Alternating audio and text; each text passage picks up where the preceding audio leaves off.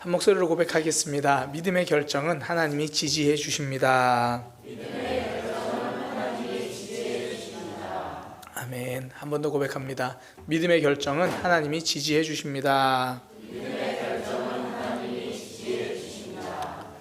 성경에 보면 이 대단한 사건도 많고 좀 신기한 사건도 많습니다. 물고기 2마리와 떡 5개로 이제 5천 명이 넘는 사람들을 먹인 일도 있고, 또 홍해가 갈라져서 이스라엘 백성들이 바다의 바닥을 밟고 걸어간 그런 사건도 있습니다. 광야에서는 아침마다 밖을 나가면 먹을 수 있는 만나가 있었습니다. 이런저런 놀라운 일 많았죠. 이 중에서 혹시 이건 진짜 나도 한번 경험해봤으면 좋겠다, 그런 일들 있으신가요? 한 번도 생각해보지 않은 분들도 있을 거고요. 또 지금 제가 한 말씀 듣고 그래 한번 생각해보면 홍해가 갈라지는 그 현장에 한번 있어봤으면 좋겠다, 이런 분들도 있을 거예요. 오병이요, 고래가 그 2마리가 고래가 아니었나, 그렇지 않고는 어떻게 5천 명이 되려나, 그게 도대체 어떻게 됐을까, 나도 그 현장에서 한번 있어봤으면 좋겠다, 그런 생각들. 근데 정말 중요한 건 그 현장에 놓여 있는 게 아니고요, 그 속에서 믿음의 선택을 하는 겁니다. 그러니까 홍해 앞으로 갔는데 그 자리에 딱 갔어요. 근데 이제 원망만 하고 있는 백성 1, 그의 모습이 될 수도 있는 거고, 5천 명이 넘는 사람으로 이렇게 몰려왔는데 그 속에서 도시락을 드린 아이가 아니라 여기는 왜 밥도 안 줘? 이렇게 불평하다가 예수님이 축도하기 전에 돌아가가지고 나는 밥 안 준데 나 못 있겠어, 나 갈래, 그리고 돌아가 버린 사람일 수도 있다는 거죠. 성경에 나타난 대단한 기적, 엄청난 사건, 그 사건들을 보면서 그 속에서 하나님을 놀랍게 경험하고 싶다는 생각이 들잖아요. 그 체험의 현장에서 직접 경험해보고 싶은 마음이 있어요. 그러면 우리에게 그 체험을 하고 싶다는 간절함도 중요하지만, 그 상황에서 그 현실 속에 다가갔을 때 그때 믿음의 선택을 할 수 있는 것, 그제야 믿음의 역사를 경험할 수 있습니다. 믿음의 결정 위에 믿음의 기적이 이어지기 때문입니다. 오늘 본문에 보면 이제 보아스가 룻과 나오미를 받아들이는 이제 결정을 합니다. 그러니까 하나님의 말씀을 실천하는 결정이죠. 말씀대로 사는 삶입니다. 그 모습을 보고 이제 옆에 있던 백성들과 지역의 장로들이 이렇게 말해요. 룻기 4장 11절에 보면 성문 안에 있는 모든 백성과 장로들이 이르되 우리가 증인이 되나니 여호와께서 내 집에 들어가는 여인으로 이스라엘의 집을 세운 라헬과 레아 2사람과 같게 하시고, 그러니까 지금 보아스가 믿음의 결정을 한 걸 보고 하는 말이, 너의 그 결정은 라헬과 레아가 그 이스라엘의 아내, 그러니까 그 야곱의 아내라든 그들을 통해서 12아들이 태어난 것처럼 그런 역사가 이제 너의 삶 가운데 있을 거다, 그렇게 이야기하는 거예요. 그렇게 되었으면 좋겠다. 그 보아스가 믿음의 결정을 했으니까 성경에 기록되어 있는 그 아름다운 축복, 하나님의 놀라운 역사가 지금 믿음의 결정을 한 너의 삶 가운데 있기를 원한다. 그 레아와 라헬을 통해서 어쨌든 그들의 삶을 통해서 12명의 아들이 태어나고 이스라엘 12지파가 되잖아요. 하나님이 복 주신 삶이고 놀랍게 역사하신 삶, 그 삶이 되기를 원한다. 이 성경 이야기로 축복해 주는 거예요. 다시 말하면 성경 속에 일어났던 그 사건이 당신의 삶에도 일어나기 원합니다. 언제 보아스가 이 축복을 받습니까? 믿음의 선택을 한 이후에 그 축복을 받습니다. 그 이후에 12절도 같은 내용이에요. 12절도 보면 그렇습니다. 여호와께서 이 젊은 여자로 룻을 이야기합니다. 룻으로 말미암아 내게 상속자를 주사 내 집이 다말이 유다에게서 낳아준 베레스의 집과 같게 하시기를 원하노라.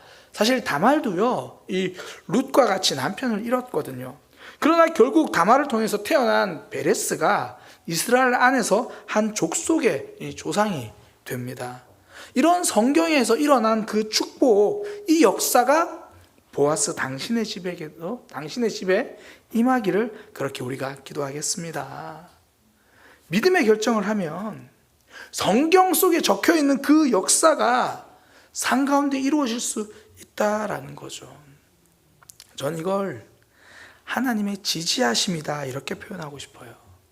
그러니까 단순히 좋은 일이 생겼네 이런 걸 넘어서 믿음의 결정을 했더니 하나님이 그 결과를 보여주시는 것, 이건 하나님이 그래 너 정말 잘 결정했어, 하나님의 지지하심이죠.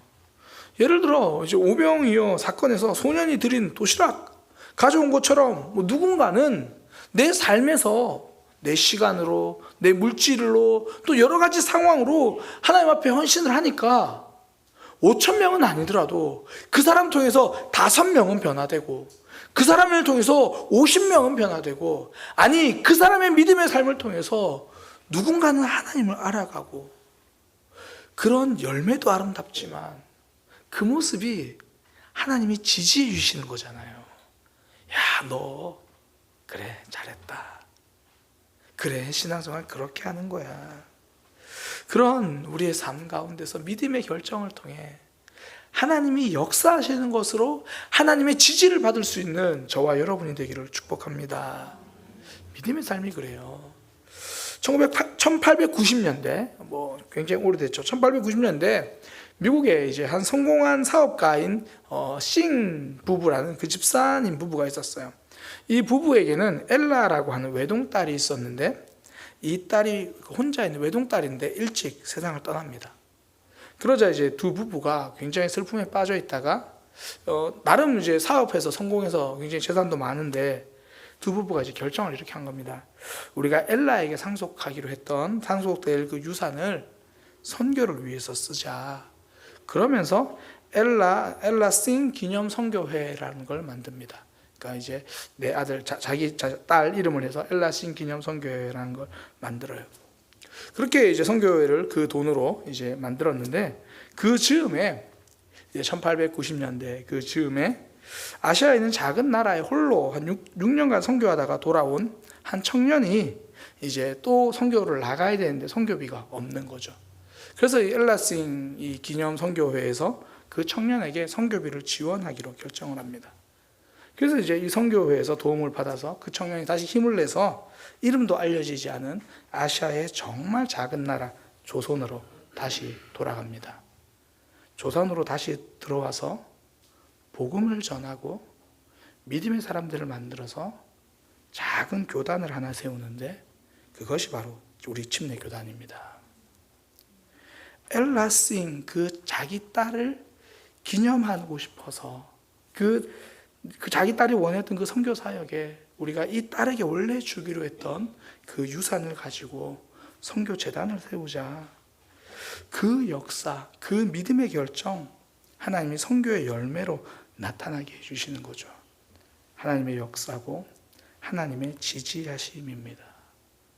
믿음의 결정은 하나님이 믿음의 역사로 지지해 주십니다. 기적을 경험하는 사람들, 사실 특별한 사람이 아니고요, 믿음의 결정을 하는 사람이 경험합니다. 그러니까 믿음의 결정, 이게 쉬운 게 아니죠. 기다림도 필요하고 때로는 마음의 갈등도 되고, 그러나 그 기다림의 시간 끝에, 그 마음의 갈등 끝에 우리는 하나님의 역사를 경험하는 거죠. 저는 이 자리에 있는 우리 모두가 저부터도 이런 믿음의 결정으로 하나님의 기적을 경험하는 우리 모두가 되기를 소망합니다. 세상 사람들이 지지해 주는 걸 넘어서 하나님이 지지해 주시는 그런 믿음의 삶, 멋지잖아요. 그러기 위해서 믿음의 삶을 선택한다는 건 삶에서 어떤 모습으로 나타나는가, 오늘 보아스의 모습을 통해 딱 한 가지 좀 나누려고 합니다. 보아스의 모습을 통해서, 또 함께 했던 그 사람들의 모습을 통해서 알 수 있는 게 뭐냐면, 눈앞의 것에 흔들리는 삶이 아니라는 거예요.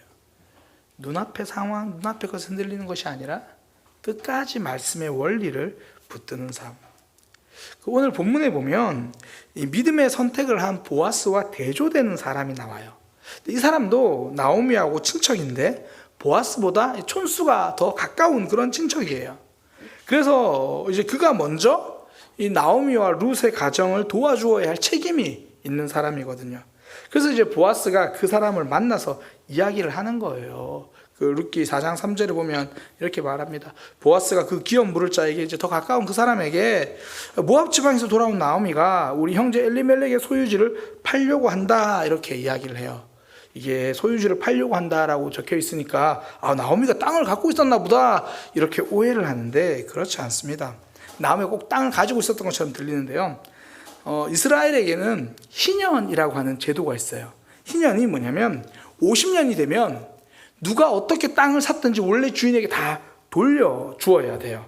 레위기 25장 13절 14절 보면 나와요. 이 희년에는 너희가 각기 자기의 소유지로 돌아갈지라 내 이웃에게 팔았든지 내 이웃의 손에서 사거든 너희는 각 사람은 그의 형제에게 속이지 말라. 이게 어떤 의미냐면 희년이 되면 50년마다 희년이 돌아오는데 예를 들어 제가 땅을 샀어요. 제가 미사리한 땅을 샀는데 내년이 희년이에요. 그러면 땅을 샀는데 내년 되면 미사리한 다 돌려줘야 돼요. 그냥 돌려줘야 되는 거예요. 그래서 이스라엘은 땅을 산다는 개념이 땅 자체를 사는 게 아니라 희년까지 남은 기간에 경작권을 산다라는 그런 의미입니다. 15절에 보면 이렇게 나와요. 그 희년 후에 연수를 따라서 너는 이웃에게서 살 것이요 그도 소출을 얻을 연수를 따라서 내게 팔 것인즉. 그러니까 제가 미설에게 이제 그 땅을 살려고 하는데 희년이 한 10년 정도 남았어요. 그럼 제가 그 땅에 10년 동안 경작할 수 있잖아요. 그러면 그 정도의 금액을 지불하는 거예요. 그런데 나중에 살려고 보니까 희년이 2년 후야. 내가 안 사고 말지. 아니면 2년 정도만 이렇게 지불하고 사면 되는 거예요. 그러니까 희년 때 되면 그냥 땅을 돌려받을 수 있으니까. 그러니까 이런 경작권의 개념입니다. 그런데 이제 나오미와 남편 엘리멜렉이 모압으로 가면서 이제 그 경작권을 팔아버린 그런 상태인 겁니다. 이제 이럴 경우에 경작권을 팔아버리고 이렇게 와 있는 상태에선 성경이 어떻게 말하냐면 그 사람이 다시 돈이 생겨서 이 땅을 다시 살 수 있으면, 그러니까 그 경작권 내에 자기 살 수 있으면 꼭 사야 한다. 근데 본인이 사지 못한다면 가장 가까운 친족이 그 권리를 다시 사서 돌려주어야 한다. 그렇게 말해요. 그게 레위기 25장 23절에서 28절인데요. 그러니까 토지는 아예 못 팔게 돼 있어요. 당시 경작권 개념이거든요. 토지를 영구히 팔지 말 것은 토지는 다 내 것임이라. 하나님께서 그건 내 거다. 너희 팔지 마라. 그래서 너희 기업의 온 땅에서 그 토지 무르기를 허락하겠다. 그렇게 누군가 경작권을 팔았으면 가까운 친척이 물을 수 있다. 그렇게 이야기하는 겁니다. 25절. 만일 내 형제가 가난하여 그의 기업 중에 얼마를 팔았으면 그에게 가까운 기업 물을 자가 와서 그의 형제가 판 것을 물을 것이요.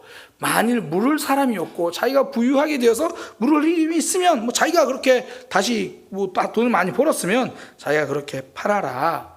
그리고 나서 희년이 되면 다 이제 돌아오게 될 거다. 그렇게 이야기를 하는 겁니다. 그러니까 지금 이 땅의 소유권은 엘리멜렉 집에 있어요. 근데 지금 경작권이 지금 누군가는 가지고 있는데 나오미가 그거를 우리 친족 중에 누군가는 물어줬으면 좋겠다라고 이제 결정을 했다는 거예요. 이제 그 이야기를 하는 겁니다. 보아스가 그 이야기를 해주니까 그러면서 그 나오미와 제일 가까운 사람이 당신이야. 당신이 그걸 물어주면 돼. 그렇게 이야기를 하니까 그 사람이 생각하니까 오, 좋은 거죠. 잘 됐네. 내가 돈 주고 경작권 사서 오면 자신이 농사지을 땅이 넓어지니까 희년이 많이 남았나 봐요. 이렇게 해서 내가 농사 잘 지으면 좋겠다 생각을 해요. 그래서 그렇게 하겠다라고 이야기를 하거든요. 그게 룻기 4장 4절입니다. 그러니까 만일 내가 물으려면, 그러니까 그 사람에게 말하는 거예요. 당신이 그렇게 살려면 사서 경작권을 사라. 아니면 내가 제일 가까우니까 내가 사야 된다. 당신은 어떻게 하겠냐? 그러니까 그 사람이 내가 물으리라. 내가 그렇게 하겠다. 그렇게 말해요. 그러니까 보아스가 이어서 하는 말, 이게 단순한 문제가 아닙니다. 그것뿐 아니라 룻과 결혼해서 자녀가 태어나면 이제 그 경작권 자체를 당신이 가질 게 아니라 그 태어난 아기가 당신 아이가 아니라 말론의 아이가 돼서 그에게 넘겨줘야 합니다. 그렇게 이야기를 해요. 그게 룻기 4장 5절입니다. 보아스가 이르되 내가 나오미 선에서 그 밭을 사는 날에는 그 죽은 자의 아내 모압 여인 룻에게서 사서 그 죽은 자의 기업, 그러니까 지금 말론이 죽었는데 그 말론의 아들이 되고 말론에게 그 기업이 넘어가는 그 일입니다. 이렇게 알려주는 거예요. 그랬더니 이제 빠르게 태세 전환을 합니다. 그런 조건이면 나 못하겠다. 내가 손해보는데 내가 왜 그 일을 하겠냐. 그게 룻기 4장 6절입니다. 그 기업 물자가 이르되 나는 내 기업에 손해가 있을까 하여 나를 위하여 물으지 못하노니 난 못하겠으니까 하려면 당신이나 해라. 이 사람은 혈통으로는 보아스보다 나오미와 더 가까운 친척이에요. 그러니까 자신이 먼저 하나님의 말씀을 실천할 수 있는 기회가 있는 사람이에요. 그러니까 나오미와 룻을 도와줄 수 있죠. 그러나 거절합니다. 지금 눈앞에 손해가 날 것 같아서 그래요. 우리 삶에서 믿음의 결정을 할 수 있는 기회가 주어질 때가 있습니다. 사실은 많죠.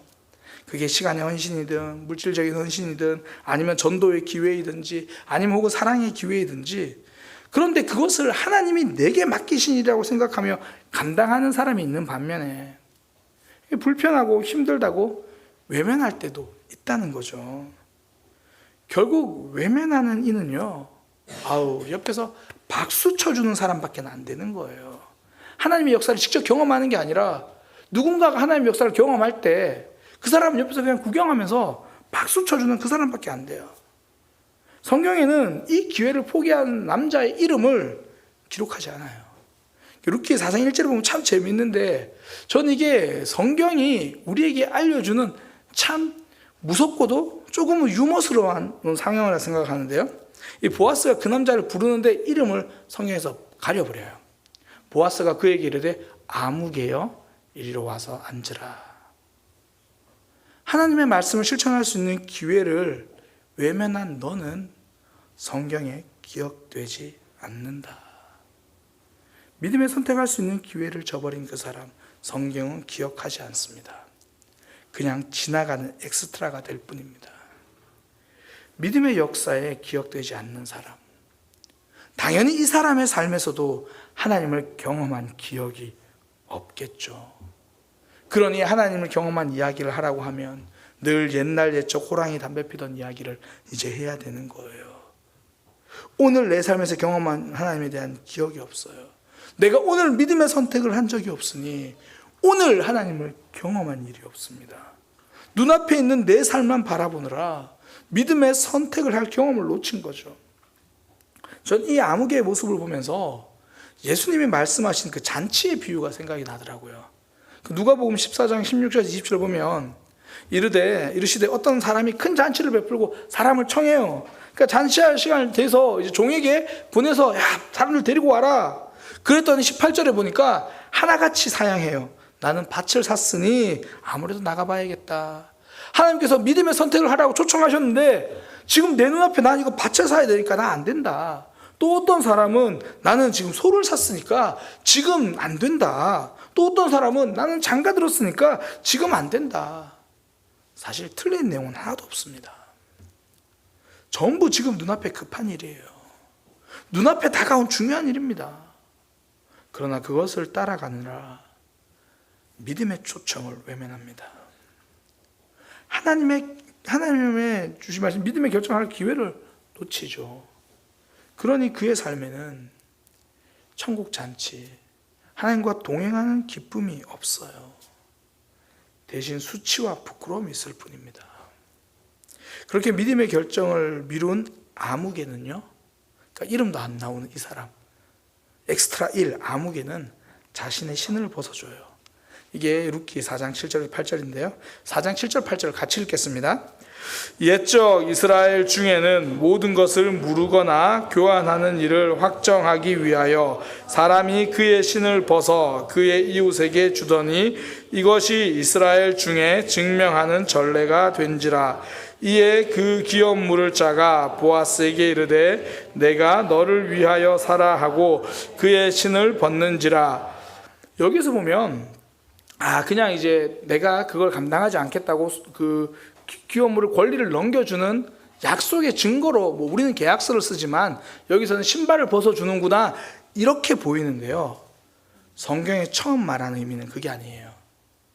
이 기업 물은 그 일을 외면하는 사람에게 성경은 이렇게 하라고 이야기한 게 신명기 25장 5절 10절입니다. 신명기 25장 5절에서 10절. 이것도 우리 좀 긴데 한 목소리로 같이 한번 읽어보겠습니다. 5절에서 10절 같이 읽습니다. 형제들이 함께 사는데 그중 하나가 죽고 아들이 없거든 그 죽은 자의 아내는 나가서 타인에게 시집가지 말 것이요 그의 남편의 형제가 그에게로 들어가서 그를 맞이하여 아내로 삼아 그의 남편의 형제된 의무를 그에게 다 행할 것이요 그 여인이 낳은 첫 아들이 그 죽은 형제의 이름을 잊게 하여 그 이름이 이스라엘 중에서 끊어지지 않게 할 것이니라.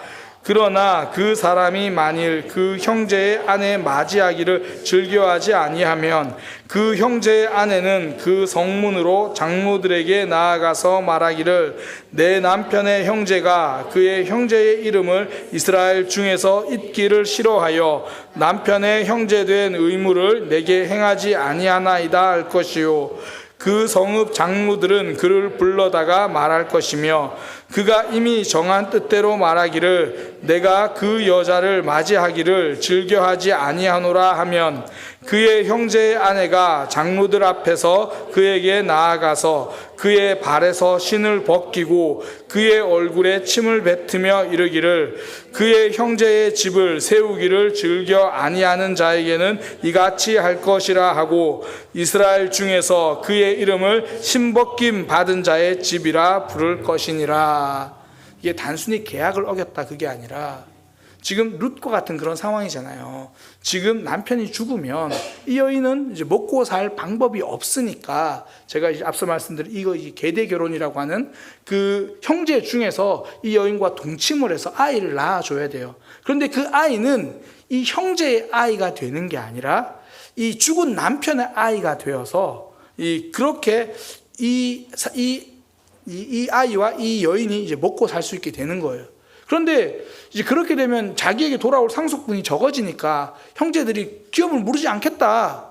그렇게 말하면 이 여인이 이걸 성문에서 장로들에게 이 부분을 이제 호소할 수 있다는 거예요. 호소해서 지금 우리 형제 중에 지금 아무도 저에게 이 우리의 끊어진 대를 이어주지 않게 해줍니다. 그러면 묻는 거예요. 정말로 그렇게 할 생각이 없냐? 나 그렇게 할 생각이 없다. 그러면 이 사람에게 침을 뱉고 이 사람의 신을 벗기라는 거예요. 이건 굉장히 수치스럽고 너는 이스라엘 백성으로서 당연히 해야 할 의무를 저버린 거다. 이렇게 말하는 겁니다. 그러니까 신을 벗긴다. 이거는 계약서 쓰는 모습이 아니라 믿음의 책임을 저버린 수치스러움을 나타내는 거예요.